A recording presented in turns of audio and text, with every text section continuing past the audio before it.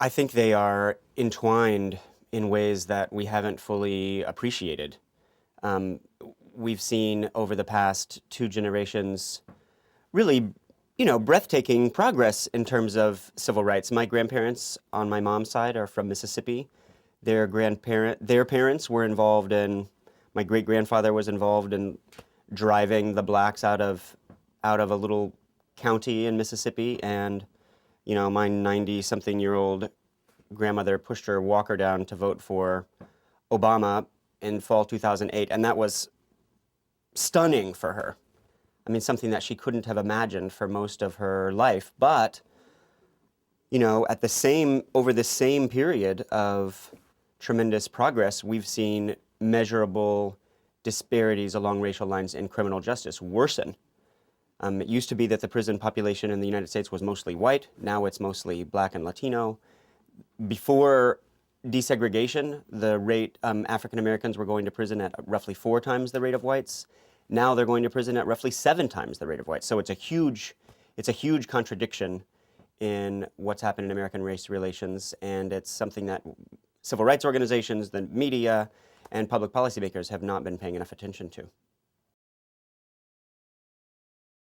Like everything in our inchoate criminal justice system, it's difficult to disentangle all of the variables. There's certainly intentional bias in racial profiling by police, in the ways that judges regard certain defendants, even in the ways that probably public defenders and certainly prosecutors and juries do, and parole boards. So the role of intentional discrimination shouldn't be minimized. It's still present with us, even in the post-civil rights era. But there are a lot of other factors as well.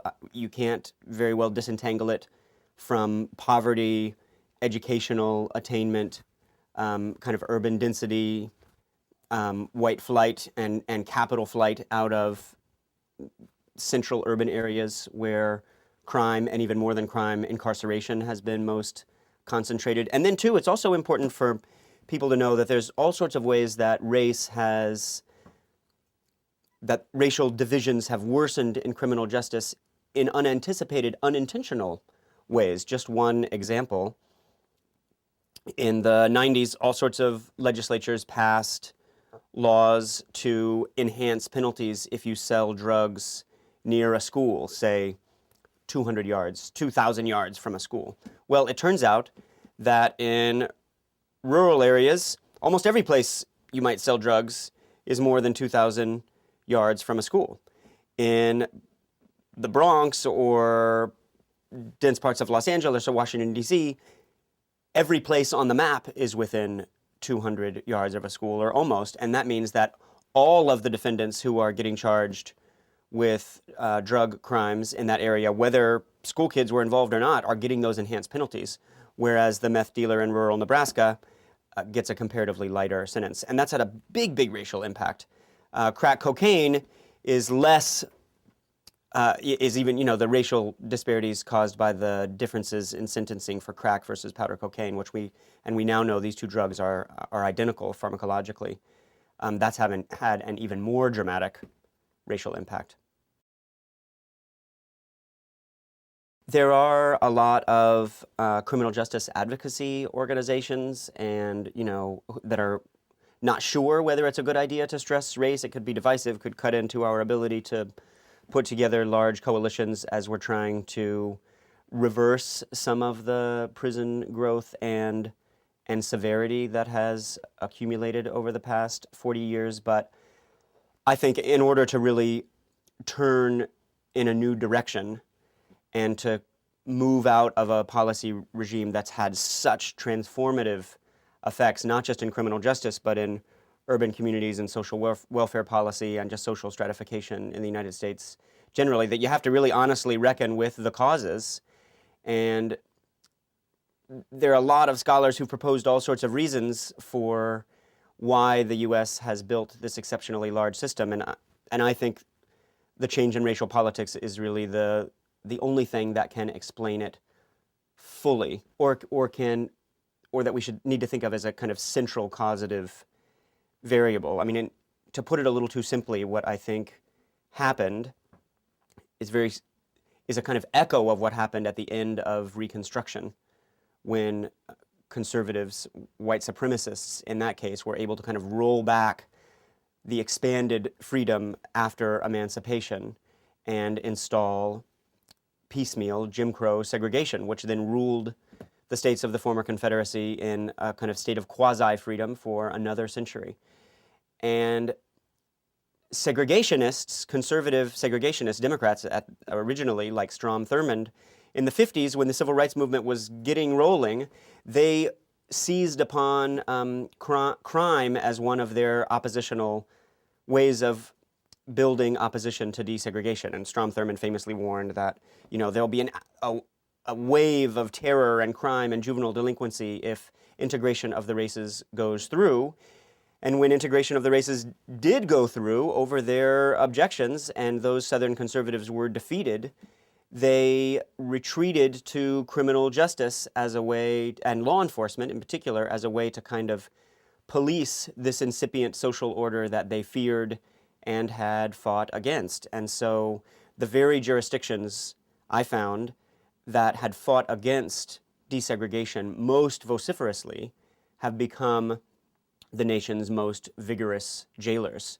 And it's sort of as if we've institutionalized the view of Texas's U.S. Senator Joseph Bailey, who once said that, hey, I want to treat the Negro fairly as long as he behaves himself. And if he doesn't, I want to drive him from this country. And in essence, the United States has done that. We have, in a sense, banished a generation of urban youth to a series of carceral institutions. And it's disproportionately those, there's people in the middle class and who achieve high levels of educational attainment and income who are not, in African American community, who are not experiencing these disproportionate levels of incarceration, although they are more likely to get stopped by police and so on. But it really is most concentrated among the urban poor. So, for example, young black men in America who don't graduate from high school, 60% of them end up in prison. That's more than join the armed forces or go to college. It really has become a central stage of life for a whole generation of American youth. And that really has, to the extent that the civil rights movement was about expanding opportunities, making life better for African Americans, making the United States generally a pluralist democracy, criminal justice has, to a significant, if in the mainstream media, underemphasized extent, rolled back many of the gains of the civil rights movement.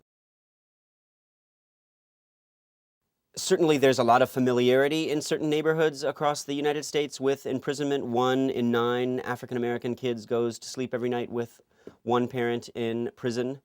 One danger, some educators worry about is, by talking about these statistics that show so many young black men, and a lot of black women too, although not in the kind of same percentages, are ending up in prison, especially for drug crimes, that they will develop a kind of nihilistic sense of the future.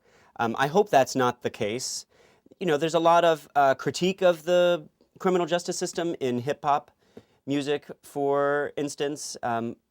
It does have the effect of surely making people distrustful toward the government, distrustful toward law enforcement. We see that in some kind of like jury nullification and Washington, D.C., and the anti-snitching campaign in Baltimore, and so on. So in that sense, it actually, by having such a racially disproportionate impact of criminal justice policies, we can actually undermine law and order and public safety. But I don't think there are cultural factors that lead to greater law breaking. There are higher rates of arrest among African Americans than among whites. There's no doubt about that. But once you factor out education, history of child abuse, family dynamics, poverty, and there are a lot of those variables. You can't just take out one and explain it. You find that there are all sorts of kind of socially determining factors rather than any sort of kind of racial, cultural pathology, I think.